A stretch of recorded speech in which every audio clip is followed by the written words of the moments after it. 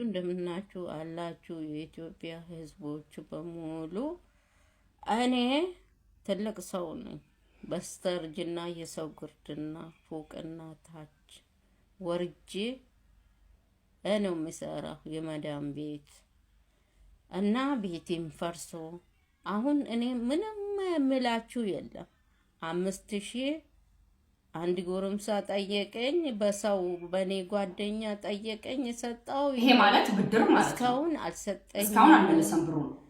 ዲዩት ሼር አርጉና ሀቢባ ጋር አድርሱልኝ። በገብርኤል በማርያም ሰሙ በሙሉ ሸራና የምታምኑ አምላክ በአላህ እናት ያላችሁ እንግዲህ ኢማጂን በዚህ ድሚያቸው እናት አትጨክኑ። እና እኔ ምንም ከናንተ እኔና አንቺን ወልደው ያደርሳሉና እና ብሬን እንደሚመልሱ አርጉልኝ። ይሄ ቪዲዮ ላንቺ በጣም ትልቅ መልእክት አለው። ያ መልእክትም ምን እንደሆነ እኔ አሁን ብትን አድርጌ እነግርሻለሁ። በመጀመሪያ ግን እናታችን እግዚአብሔር አምላክ የልፋቶትን እንዲመልስሎት እግዚአብሔር አምላክ ይርዶት። ሰው ከባድ ነው መልሳለሁ ብሎ በቤተሰብ አድርጎ መጥቶ ገንዘብን ወስዶ በዛው ጥፍት ማለት በዚህ እድሜ ከላይ እታች አጽድተው ደክመው መሰደድ በሌለባቸው የሰው ፊት ሊያያቸው በማይገባ እድሜ እናታችን የሰው ፊት እያያቸው እየገረፋቸው የሰው ፊት ያመጡትን ገንዘብ በብድር መልኩ ነው አይ ቲንክ የወሰደው አይደለም። በብድር መልኩ ወስዶ ቪዲዮ እንደሰማሹ ነው። አሁን ግን የለም ልጁ ማለት ነው። ስለዚህ ላንቺ ለኔ ትልቅ መልእክት አለው። ያ መልእክት ምን መሰለሽ? በዘመድ በኩል በቤተሰብ በኩል የሚመጣ በጣም ብዙ ሰው አለ። ምን ፈልጎ? ገንዘብ ብድር ፈልጎ። ያ የብድር ገንዘብ ደግሞ አይመለስም። ብዙ ጊዜ የአረብ ሀገር ሴት ገንዘብ ለምን እንደሆነ ታውቂያለሽ? ያንን ገንዘብ አንቺ ከመሬት የምታፍሽው ነው የሚመስላቸው። እናታችን እንዳሉት ከላይ እታች ፎቅ ተጸድቶ እንደሚመጣ ማንም አያውቀው ከኔና ከአንቺ ከእናታችን ውጭ።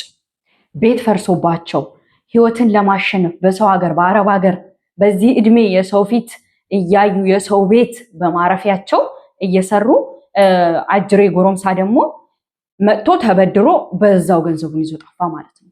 ኢማጂን።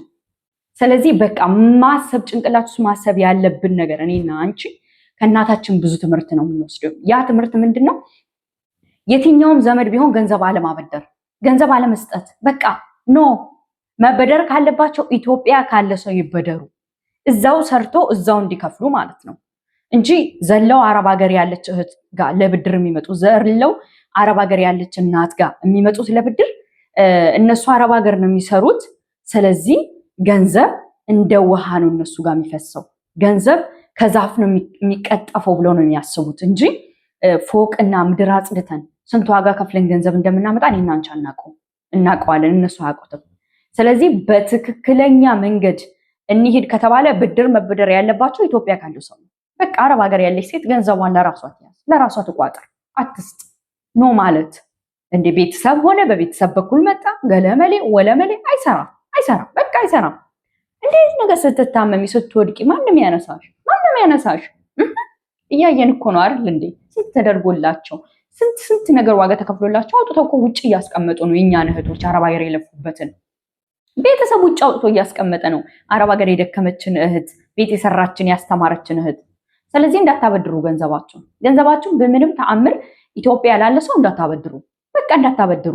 ምክንያቱም ከተበደሩ በኋላ አይመልሱም። በቃ ቅድም ብያችኋለሁ፣ ግልጽ ነው። የእናታችንንም ድምፅ ሰምታችሁታል፣ አይታችኋታል። ፎቶ ላይ እናታችንን ቪዲዮ ላይ አይታችኋታል። በዚህ እድሜ ተሰዳ ሰርታ ያመጣችውን ገንዘብ ቢያንስ ትልቅ ሰው ናቸው እናቴ ትሆናለች እናቴ ይሆናሉ ብሎ እንኳን አላገናዘበም። ገንዘቡን ወሰደ፣ የሚያደርገውን ነገር አደረገ። ከዛ በኋላ ሀቢብቲ ረሳ ማለት ነው መበደሩ ነው። ስለዚህ በቃ ገንዘባችሁን አትስጡ፣ ገንዘባችሁን አታበድሩ። ዘመድም ከሆነ እዛው ካለ ሰው ይበደር፣ እዛው ካለ ሰው ይቀበል። እሺ፣ የዛሬ መልእክቴ ይሄ ነው። እናታችን ደግሞ እግዚአብሔር አምላክ ልፋትን ድካምን የሚያይ አምላክ ስላለ እሱ የልፋቶትን የድካሞትን ይመልስሉ፣ በእጆ ያስገባሉ ታቆትን። እህቶች እናንተ ምን ትላላችሁ? በዚህ እድሜ እናትሽ ብትሆን አረብ ሀገር ያለችው እናቴ ብትሆንስ ምን አይነት ስሜት ነው የሚሰማኝ? እሺ እኔስ ብሆን እኔ በሳቸው እድሜ ሆኜ አረብ ሀገር ሆኜ እየሰራሁኝ ከዛ እንደዚህ ብድር ጠይቀኝ ሰጥቼ ከዛ እንትን ቢሉ ቢጠፉ ወይም ደግሞ ባይመልሱልኝ ምንድነው ማደርገው ብለሽ ታስቢያለሽ አንቺ ብትሆኚ በሳቸው ቦታ። እና ጠንቃቃ ሴት ጠንካራ ሴት ሁኚ። በቃ ገንዘብሽን ያዥ አለቀ። ስለዚህ በርቺ፣ ጠንክሪ። አንቺ በጣም ጠንካራ በጣም ጀግና ሃርድ ወርከር ሴት ነሽ እና አንቺ አይነት ሴት እዚህ ምድር ላይ የለችም፣ ልትኖርም አትችልም። ሁሌም ቢሆን ወደ ህልምሽ ሄድሽ። አዲስ ከሆንሽ ሰብስክራይብ እና ላይክ ማድረግ እንዳይረሳ። ለሌሎች ያስተምራል ብለሽ የምታስቢው የትኛውም የህይወት ታሪክ ካለሽ በቴሌግራም ቻናሌ ልታካፊኝ ትችላለሽ። የቴሌግራም ቻናሌ ዲስክሪፕሽን ላይ አለልሽ። ቴሌግራም ጆይን ካልሽ በኋላ አንዱን ሊንክ ተጭነሽ ወደ ውስጥ ገብተሽ ጻፊልኝ፣ እኔ በውስጥ አውራሻለሁ። ዛሬ ታካፊኛለሽ ማለት ነው።